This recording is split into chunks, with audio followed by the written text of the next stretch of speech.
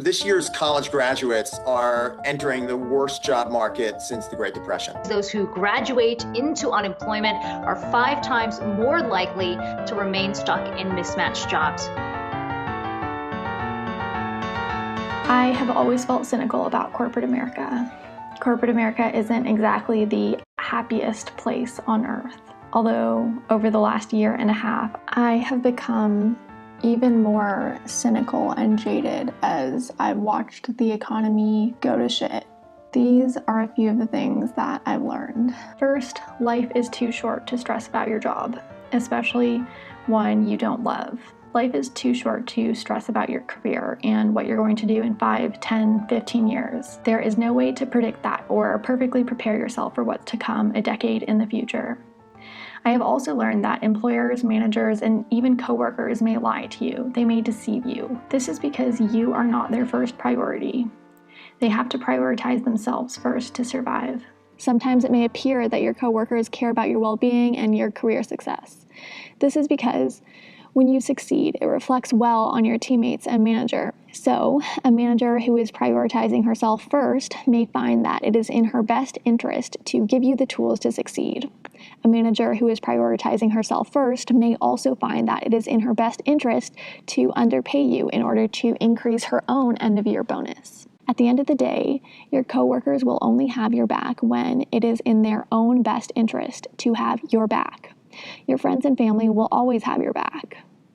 Well, maybe not all of them, but everyone has those individuals they know they can count on. And so you should focus your time and energy on those people that matter.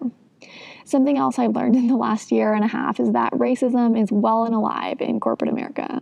Wage discrimination exists, prejudice exists, microaggressions exist, and I've experienced all of these things personally, some as recently as just a few days ago.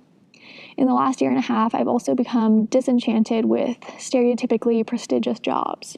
There are a lot of jobs that are considered very desirable and very selective. I'm talking about the fancy jobs on Wall Street, at Google, at McKinsey, the New York Times, Spotify, LinkedIn, Accenture.